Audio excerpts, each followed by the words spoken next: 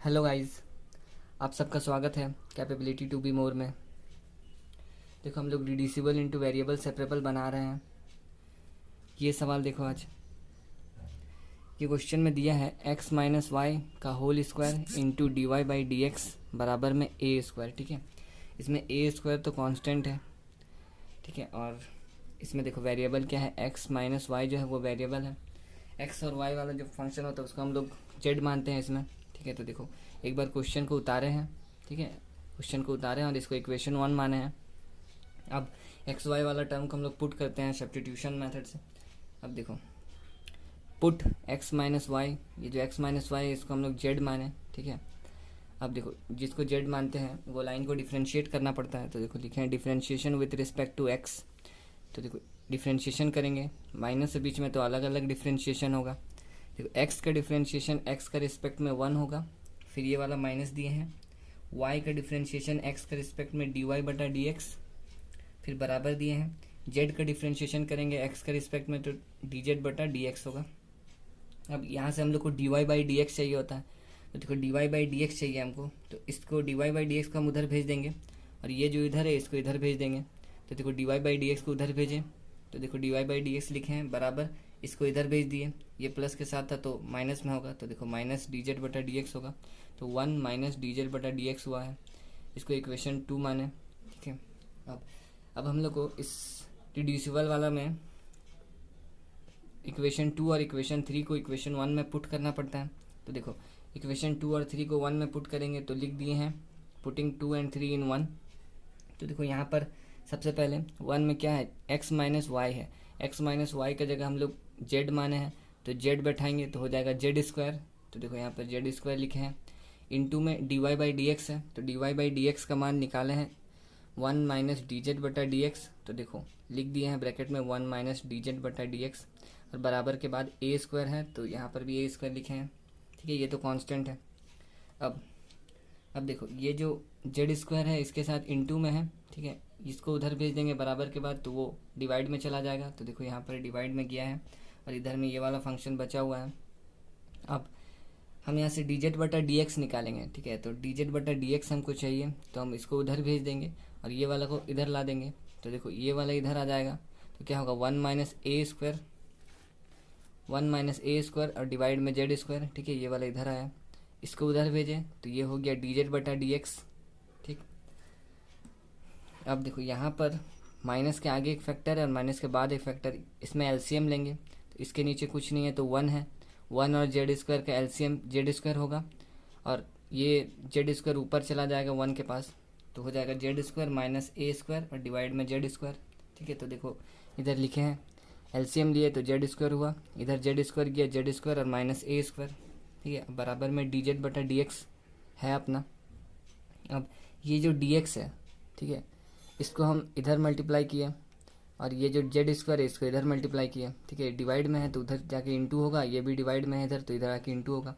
तो देखो ये जेड स्क्वायर माइनस ए स्क्वायर है और ये वाला डी एक्स इधर आया है। ठीक है, अब बराबर ये जेड स्क्वायर को उधर भेजें तो जेड स्क्वायर और डी जेड पहले से वहाँ पर है। ठीक, अब देखो ये वाला जो टर्म है ये डी एक्स के साथ, ठीक है, डी एक्स के साथ तो हम लोग को एक्स वाला चाहिए होता है। ये वाला देखो फंक्शन ये तो कांस्टेंट है, ये जेड है, ये जेड वाला फंक्शन है, इसको जेड वाला फंक्शन हमको डी एक्स के साथ नहीं चाहिए तो हम इसको उधर भेज देंगे डी जेड के पास।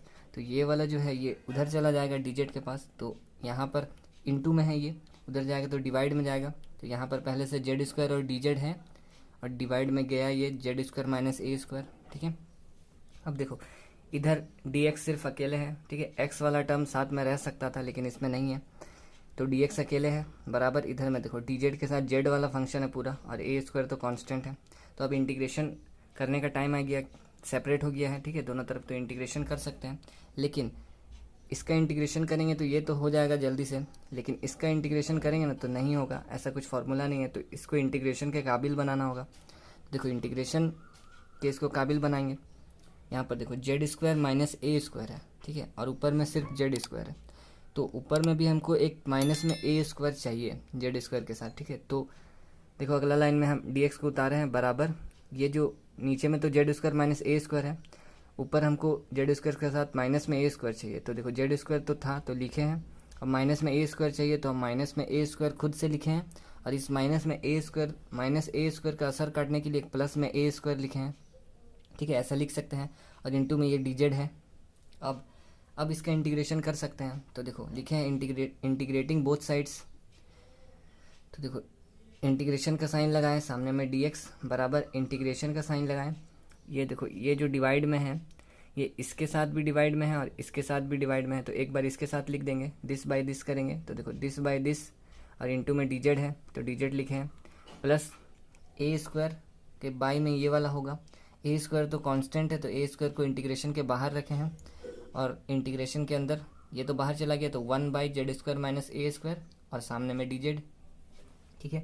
अब इंटीग्रेशन करेंगे, देखो dx का इंटीग्रेशन होगा x बराबर, ये फंक्शन ऊपर और नीचे दोनों सेम है, देखो कट जाएगा, यहाँ बचेगा dz, ठीक है, तो इंटीग्रेशन के सामने dz बचा, इंटीग्रेशन dz होता है z, ठीक है, फिर प्लस बीच वाला ए स्क्वायर तो है, अब ये देखो 1/z² माइनस ए स्क्वायर है, ठीक है, ये इंटीग्रेशन का फॉर्मूला है स्टैंडर्ड फॉर्म का, ठीक है, 1/x² माइनस ए स्क्वायर फॉर्मूला था, उसका होता है 1/2a, फिर log x माइनस ए और डिवाइड में x प्लस ए, तो देखो x के जगह यहाँ z है तो x की जगह z बैठाएंगे, तो देखो लिखे हैं यहाँ पर ए स्क्वायर तो था 1/z² माइनस ए स्क्वायर का इंटीग्रेशन करेंगे फार्मूला से, तो इसका होगा 1/2a पहले, फिर log लिखना होगा, फिर ये नीचे वाला फंक्शन एक बार z माइनस ए, एक बार फिर डिवाइड में z प्लस ए, तो देखो z माइनस ए और डिवाइड में z प्लस ए लिखे हैं, और इंटीग्रेशन हो गया तो एक इंटीग्रेशन कांस्टेंट लेना पड़ता है तो उसको c रखे हैं प्लस में, ठीक है।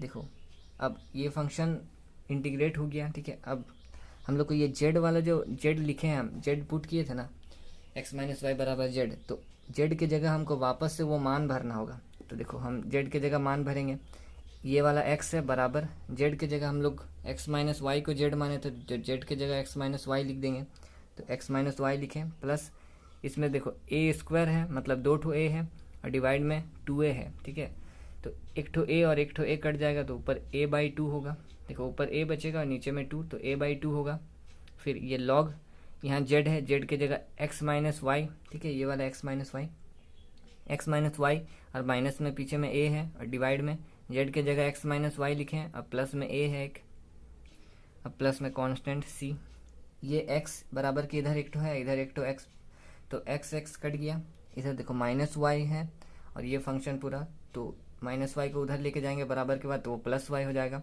और ये वाला जो पूरा फंक्शन है वो प्लस के साथ है, उधर लेके जाएंगे तो माइनस हो जाएगा, माइनस में ये पूरा फंक्शन हुआ और उधर में सिर्फ c बचा है, ठीक है। आंसर आई होप कि समझ में आया होगा।